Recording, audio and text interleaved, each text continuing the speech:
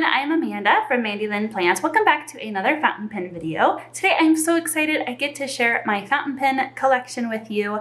I'm also going to share a couple of planners that I use with my pens the most, and then also some cases that I have. I'm going to share those with you as well. We will also go through and updated my currently inked notebook. I've only put a couple of my pens in with their currently inked, so I want to update that at the end of the video.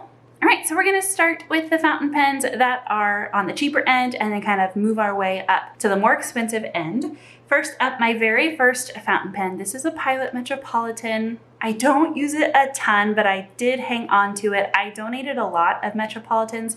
I had several different colors, and I kept this one because it was my favorite color of all of them and because it's my very first fountain pen and I kind of have the sentimental attachment to it. I just about always have it inked up with Diamond Marine. I have a whole bottle of that. It is such a pretty ink. You can see it here in my currently inked. I think it matches the pen phenomenally, and so I just about always just re-ink it up with the same ink. Then we have the Kaweco Sport. This I believe is called Pearlescent or something like that. And the neat thing about the Kawecos is that they're smaller pens, so if you want to hold it in your pocket, it does not take up as much room. And then whenever you take off the cap, you flip it around and extend it so that it is a normal writing length. Here you can see that it extended the length of it quite a bit. So in my Kaweco Sport, this is a fine nib, and I have Diamond Hope Pink. So that's the one that is in this pen. Next up are my TWSBI Ecos. I do have 4 TWSBI Ecos. 2 of them are exactly the same, at least on the outside. The nibs are different though.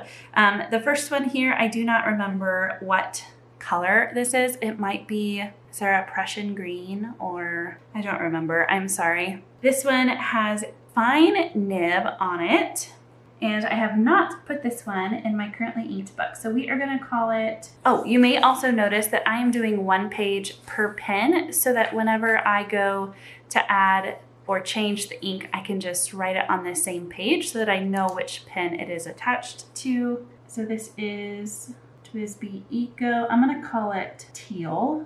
It is a fine nib. And then this is Purple Bow by Diamond.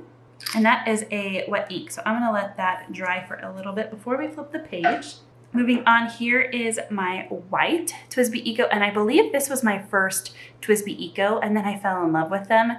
They are such great dependent writers. The ink capacity is super great on these, and this is a medium, and so usually whenever I have shimmer ink, I put it in this pen. It still has Snowstorm from my personal planner whenever I was matching the ink with the stickers from last week. I still haven't cleaned it out, so I will go ahead and add it to my currently inked after that dries. And then, like I mentioned, my TWSBI Eco Bronze. These both are the same on the outside. I got them because of how beautiful it matches the color Columbia Blue Copper. And so one of them is a medium and the other is a fine. The first one I bought was a fine, and then I realized how beautiful it was with that ink. And it's a shimmer ink, and shimmer inks usually clog up the TWSBI fines. And I wanted a pen that would match that ink. So then I bought another one with a medium nib so I could use that ink in there. So I do have 4 TWSBI Ecos. I know a lot of people collect them and like try and get the whole rainbow. I am content with the number that I have. And as you'll see a theme with my pen colors, I'm not attaining to reach the whole rainbow. I definitely have a favorite color, and yeah, if you don't already know, then well, you'll know soon. So next up in the price range, we have 2 more TWSBIs. These are not the Ecos though. These are Diamond 580s, and then this one is the 580 Rose Gold. This one is such a beautiful pen. I love it with the white and the rose gold. I don't remember exactly how these compare in price, but if I had to guess, I would say that the rose gold is maybe a little bit more. And this one I keep in my purse, and I use it when I have to write on the go and write checks and things. The reason that I carry this one in my purse is because it is inked up with Noother's X Feather. And if you watched my last video about ink properties and the importance of quality paper, you know that copy paper is really difficult to write with for fountain pens. And X Feather does exactly what it sounds. It tries to minimize the feathering that is caused when using fountain pens on normal copy paper. So I knew when I bought this pen that that is what I wanted this pen to be always inked up with. I bought an extra fine TWSBI so that it's laying down the littlest amount of ink as possible to help reduce the feathering. So I will write this in my currently inked, but I don't really ever expect to change it. Like I said, it is always just living in this pen case in my purse. And then we have this TWSBI Diamond 580. This was the first 580 I bought. I believe I have an unboxing video on this channel actually. I use this one so much. It has an extra fine nib on it also. I love using the TWSBI extra fines for standard ink in my planner. So I grabbed this one a lot. I don't remember if the color was a limited edition or not, but as you can see, I definitely go for the teal colored pens. Next up, I have my Conklin Durograph. It is the rainbow, I think is what it's called. This is, actually I don't remember what kind of nib this is. The nib doesn't say what it is, so I know I have it written down somewhere. I'll have to go look. This is also currently inked up with Diamond Marine. I just love how it goes with this pen. Obviously, lots of colors go really well with this pen, with it being the rainbow, but I, of course, love the tealish, bluish green color. So this one's always fun to carry around in my planner. It is pretty heavy though, so it generally stays at home, but it is probably the most fun pen in my collection. Okay, we're going up in price quite a bit. This is my Esterbrook pen. It is just so gorgeous with the swirls and the sparkles, and the nib is colored as well, which means that I'm limited on the inks that I can use. They recommend not using Noodler's ink because of the difference in pH and all of that. You don't want to corrode the color on the nib, but I just could not pass pen up whenever I first saw it. I believe it was a special edition limited stock, and I just really enjoy this pen. Next up, if I had to pick one pen and I had to get rid of all the others, it would be my Pilot Vanishing Point.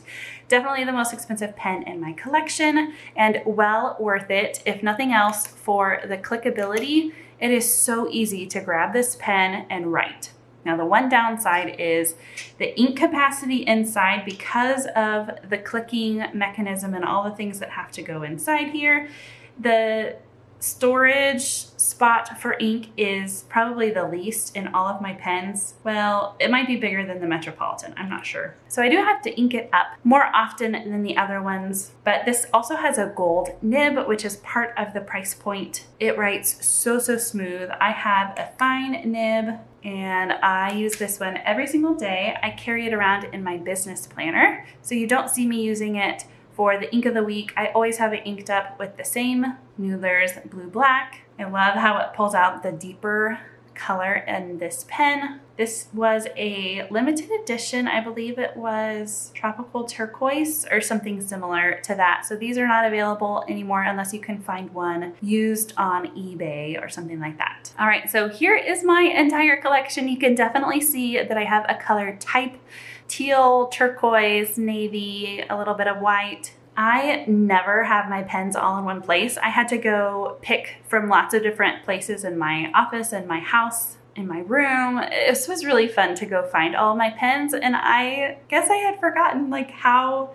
similar in color a lot of these are, so it kind of cracked me up whenever I started gathering them all. There is a reason that MLP logo is the color it is, I guess, though. So the other thing I said I was going to talk about are my pen cases. Now, I don't have a lot because, like I mentioned before, either they are clean, waiting to be inked and carried with my planner. They are either in my planner, in the pen loops here. This one stays in my purse, so I'm gonna go ahead and put this one out. This is a single pen leather case from Bassy Co. I will link her shop down in the comments. This is an Esterbrook single pen case. I got it for free whenever I bought this pen, kind of on a splurge. It was National Fountain Pen Day. Goulet Pens was having a sale, and I was so excited because if you bought in Estabrook, you got a free pen case. And then when I got it home, I realized that the pen sticks on out.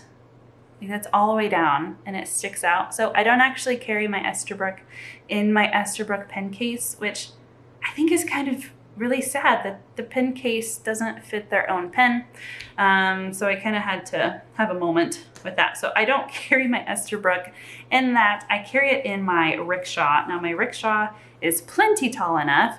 You can see I have a finger width here, and these are really neat. Oh, look, there's some more teal, turquoisey color, of course. As you can see, there's this really soft material inside protecting your pens, and it's nice that the flap bends over so that you can reach in and grab. The only pen that I don't carry in this case is my Kaweco, and to be honest, I need to probably get one of those clips that you can clip on. It's really hard for me to carry my Kaweco and not lose it.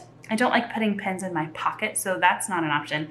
And if I try and put it in here, it gets like stuck all the way, and then I have to zhuzh it up like this before I can grab it out. So Kaweco usually stays home, but any of these other pens work in this rickshaw really well.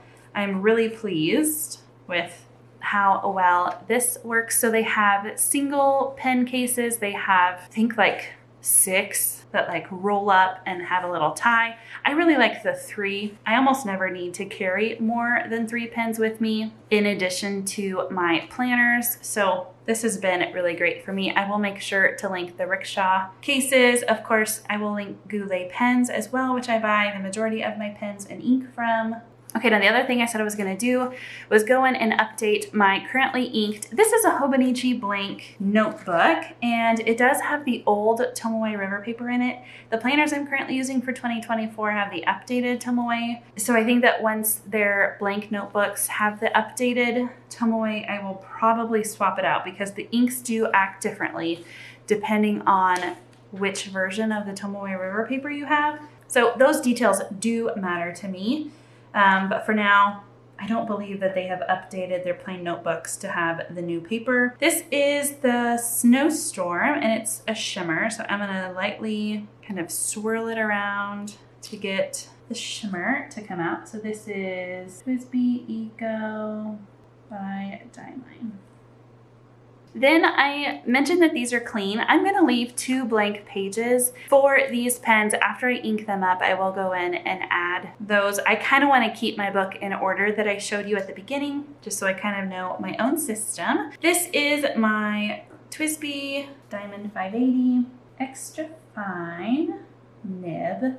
And this is the one I was using this week in my planner. And the ink Flame by Diamond won the votes. So there's that one. And it's a standard ink, and the extra fine nib, it dries faster than some of the others. So that is also a perk. This is, like I mentioned before, with X Feather, and I don't anticipate swapping the ink out, but I do still want to allow myself some space in case I decide to change my mind on that. Oh, and this is an extra fine nib. Then we have the Conklin Durograph with Diamond Marine. And like I mentioned before, I'll probably swap this one out soon. Then I have my Estabrook.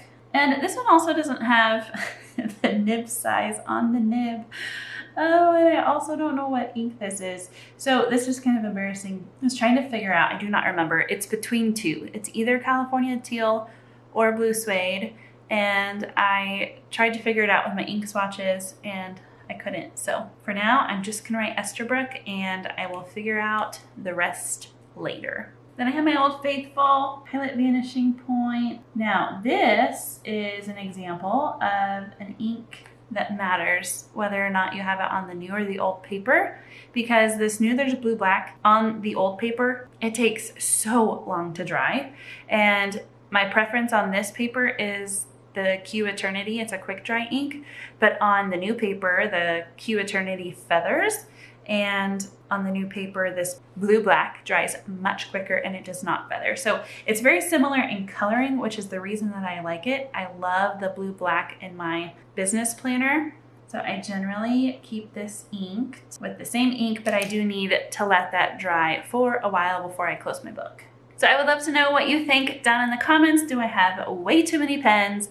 Do I need a wider range of colors? What do you think? I don't plan on buying new pens for a while, at least. I feel like they all have a role. It is important to have a wide range of nib sizes, and I like that some of them have very distinct roles, and some are just for fun. I'd love to know about your collection down in the comments, and as always, thank you so much for watching. Until next time.